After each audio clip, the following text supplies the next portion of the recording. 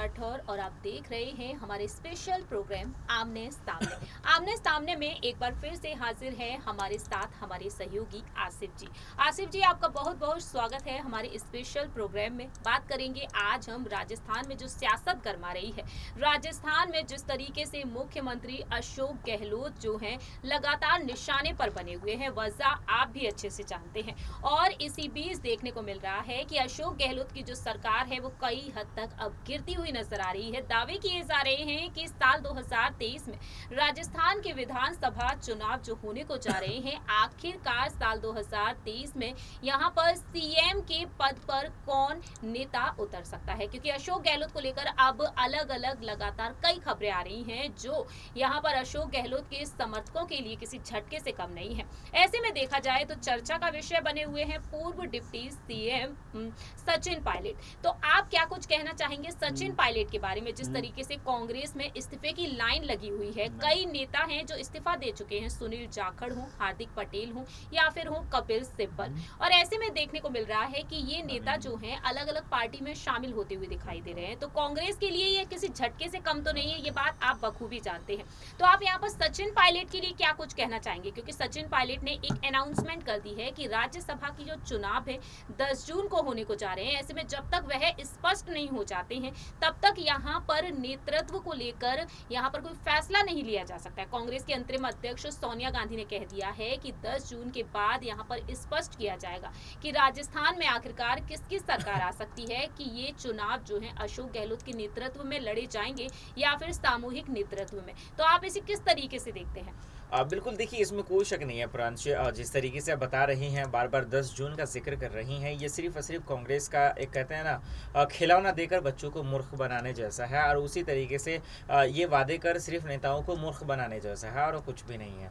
कांग्रेस को हम लोग बाखूबी तरीके से जानते हैं, हम जान रहे हैं कि वो कहते कुछ है करते कुछ, और यही वजह है कि आज दिन ब दिन उनका बद से बदतर हाल होता जा रहा है। बिल्कुल सही कहा आपने, शुरुआती दौर में इंट्रोड्यूस जो किया आपने तो उसमें ही कह दिया कि कभी हार्दिक पटेल तो कभी सुनील जाखड़ और कभी कपिल सिब्बल।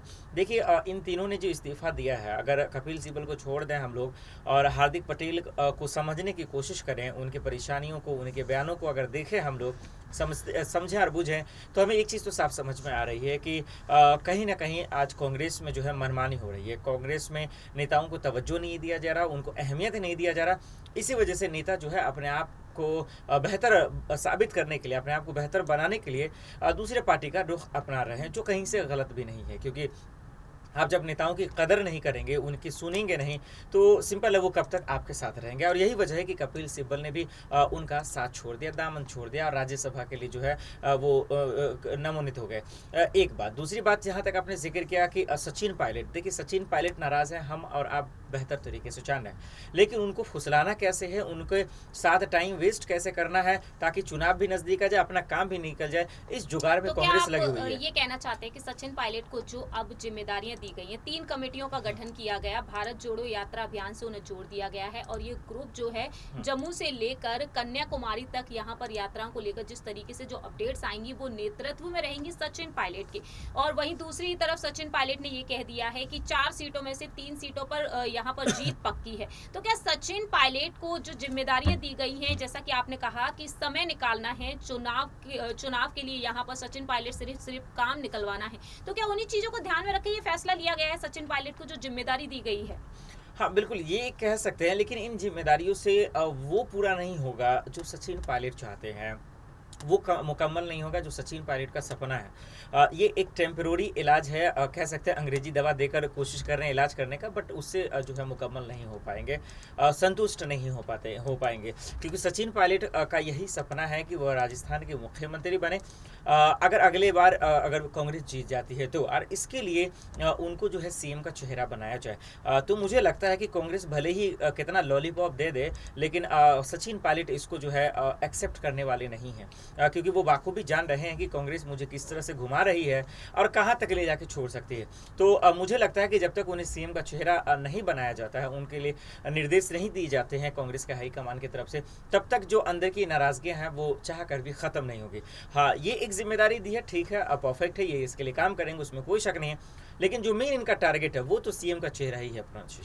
अगर बात की जाए यहाँ पर आसिफ जी, यहाँ पर जिस तरीके से नेतृत्व को लेकर बात की गई है, तो आप इसके लिए क्या कुछ कहना चाहेंगे? 10 जून के बाद क्या सोनिया गांधी यहाँ पर अशोक गहलोत के नेतृत्व के समर्थन में फैसला ले सकती है या फिर कुछ और ही फैसला होगा? सचिन पायलट से हटकर अगर देखा जाए तो कांग्रेस का क्या फैसला हो सकता है राजस्थान के आवाम के लिए? देखिए, जहाँ तक कांग्रेस को जहाँ तक मैं जानता हूँ उससे तो मुझे यही समझ में आ रहा है कि सिर्फ वो दिन काटने की कोशिश कर रहे हैं। जहाँ तक सचिन पायलट को लेकर अगर बात करें तो देखिए वो उनके साथ कभी भी खड़े नहीं उतरने वाले हैं।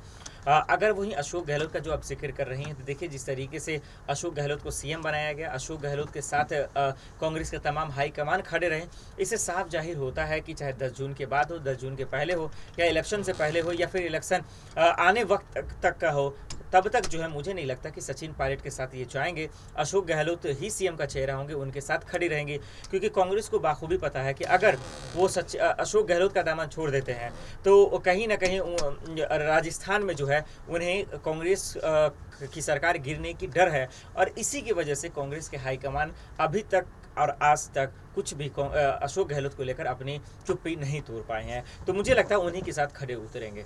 तो आप क्या कहना चाहते हैं यहाँ पर, अगर अशोक गहलोत को ही यहाँ पर खड़ा करना चाहते हैं एक बार फिर से सीएम के तौर पर, तो सचिन पायलट का क्या होगा? आपको क्या लगता है जो नेशनल लेवल पर उन्हें जो जिम्मेदारी दे दी गई है उसको लेकर आप क्या सोचते हैं?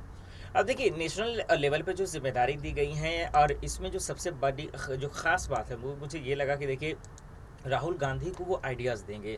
ये कम बड़ी बात नहीं है कि एक कांग्रेस का अध्यक्ष था और इस वक्त वो सांसद है वायनाड से, और अगर राहुल गांधी के साथ आप काम करेंगे, उनको आइडिया देंगे, तो लाजमी है। इसे एक बात तो समझ में आ रही है, इसका मतलब कांग्रेस आपकी तरफ रुख करना चाह रहा है। इसका तो मतलब कांग्रेस दोनों को ही करीब रखना चाहती है। एग्जैक्टली, बिल्कुल। कोई भी ये गलती नहीं करेगा ना कि दोनों दूर हो। तो ये एक अच्छा पहल है, और ये पहल करने का सिर्फ मकसद यही समझा जा रहा है कि कहीं ना कहीं जो है अशोक गहलोत हों या फिर सचिन पायलट हों, लेकिन राहुल गांधी की कोशिशें या फिर सोनिया गांधी की कोशिशें यही हैं कि दोनों जो है वो हमारे हाथ से ना जाए, क्योंकि अगर एक भी नेता जाते हैं तो फिर राजस्थान में कांग्रेस की दोबारा से सरकार बनना मुश्किल हो जाएगी, और उनका जो दबदबा है वो बरकरार रहना मुश्किल हो जाएगा। तो इस वजह से उन्हें जो है जिम्मेदारी दी तो क्या आपको लगता है, हमारा आखिरी सवाल आपसे यही है कि सचिन पायलट अगर यहाँ पर इन जिम्मेदारियों से खुश नहीं होते हैं, अगर यहाँ पर अशोक गहलोत की सरकार दोबारा से आती है, अगर सचिन पायलट को यही बात खराब लगती है, ये चीज तो हम बीते लंबे वक्त से देखते चले आ रहे हैं, ना सिर्फ इन चुनाव के दौरान सचिन पायलट को कांग्रेस ने काफी बार मनाया है और एक बार फिर से मनाने की कोशिश कर रहे हैं, तो क्या आपको लगता है सचिन पायलट नाखुश होने के बाद इस्तीफा दे सकते हैं?